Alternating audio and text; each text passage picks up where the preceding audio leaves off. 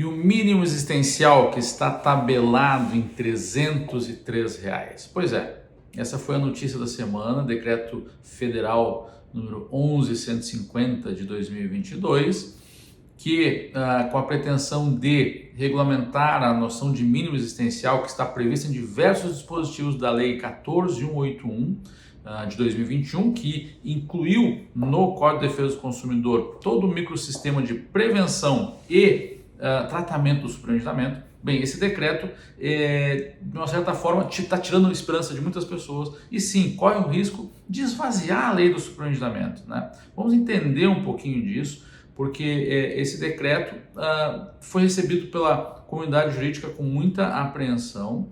Eu adianto para vocês que eu tenho expectativa que isso vai se reverter. Não tem condição de ser dessa forma, tem um contexto para isso. Ora, então, a lei do superendividamento, em diversos de seus dispositivos, 6 ou 7 ou 8 dispositivos, faz menção ao mínimo, à necessidade de preservar o mínimo existencial nos termos da regulamentação. É uma técnica legislativa eficiente, enfim, deixar para um regulamento infralegal a regulamentação de determinadas situações que a lei prevê. Ora, o mínimo existencial ele está no núcleo da proteção da dignidade da pessoa humana, é um dos direitos fundamentais assegurados pela nossa Constituição Federal e diz justamente com essa noção de estabelecer o mínimo para que a pessoa possa viver com um mínimo de dignidade. Então é um desdobramento então, da dignidade da pessoa humana. Ora, e aí então o decreto tem esse princípio,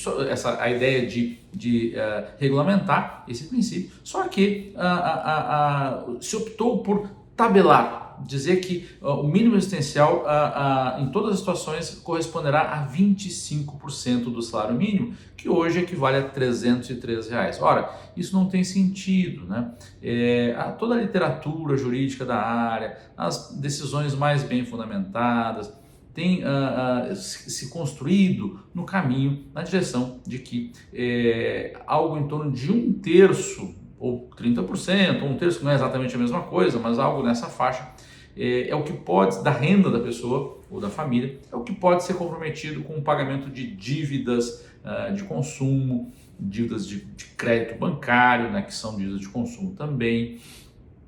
Né? Então, isso obviamente varia de realidade para realidade, há que se examinar o caso concreto, a situação concreta. Né? Então, se fica bastante apreensivo, porque o mínimo existencial é o referencial para se estabelecer o plano de pagamento que a pessoa superendividada haverá de submeter a seus credores sob o crivo do judiciário, né? Lembrando que o superendividado é aquela pessoa que não tem condições de fazer frente às suas dívidas de consumo ordinárias, enfim, às suas dívidas que tenha contraído, sem o prejuízo da sua subsistência, das suas necessidades mais básicas. Isso decorre também do princípio da solidariedade, ou certos contratos devem ser cumpridos, enfim, se assumir a obrigação, as pessoas têm que reconhecer as suas responsabilidades, mas há um limite da dignidade. Se a pessoa daqui a pouco vai perder o lugar em que mora,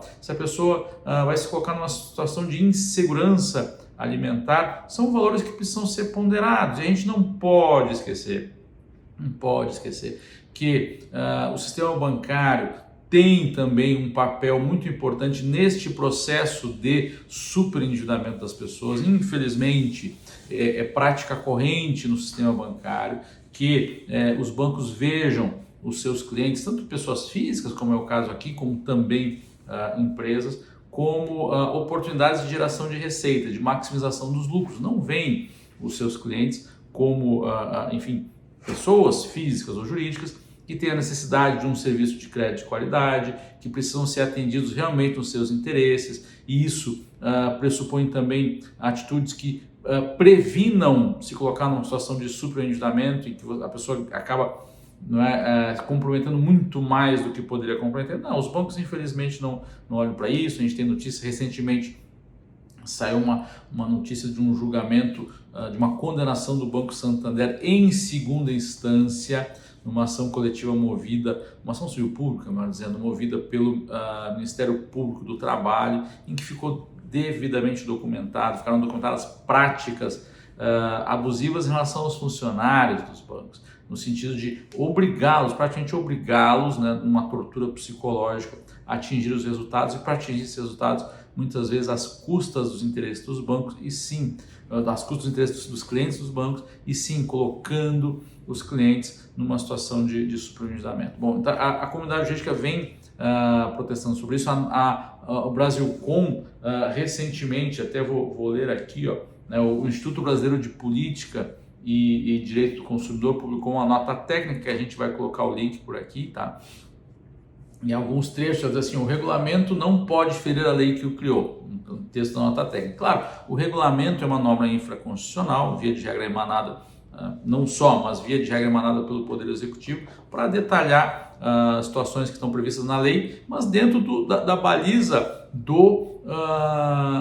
que o poder Legislativo, que criou a lei federal, estabeleceu. Não pode extrapolar isso, né? E nesse caso ainda aqui também extrapola as balizas constitucionais. Tanto é que na mesma nota técnica, o Brasilcom afirma que a Constituição Federal, que veio para erradicar a pobreza, conforme o artigo 3º, inciso 3º da nossa Carta Constitucional, a Constituição, então, encontrou no Decreto 11.150 de 2022 um estímulo diferente à produção da miséria.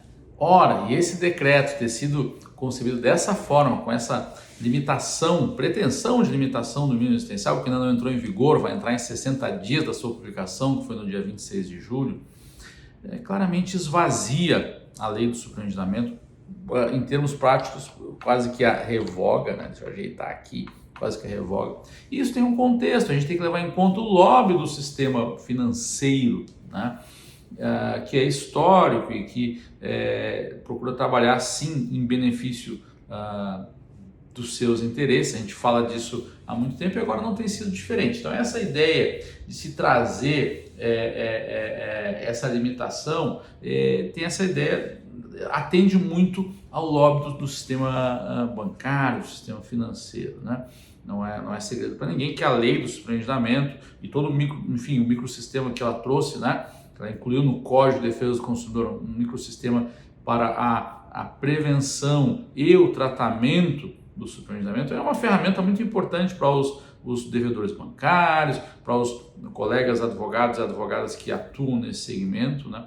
Para enfrentar esse combate com relação aos bancos. Então tem essa lógica, mas me parece, né, e isso não é opinião minha, nisso estou acompanhado por importantes juristas, que este decreto é flagrantemente inconstitucional, tá? Porque nega fundamentalmente a possibilidade de proteção, de prevenção, né, de proteção do superendividado. Então a gente já tem notícia aí de entidades de defesa do consumidor que estão preparando o questionamento perante o STF, né? Tenho a esperança de que essa discussão seja feita da constitucionalidade, né? Seja feita e seja reconhecida a sua inconstitucionalidade, tá? Então vamos seguir acompanhando na esperança, né, de que o bom senso e de que a ciência jurídica, acima de tudo, prevaleça, tá? A gente vai seguir acompanhando isso de muito perto, né? Então, assim, fique à vontade para deixar suas impressões aqui, comentar esse vídeo, compartilhar com alguém que você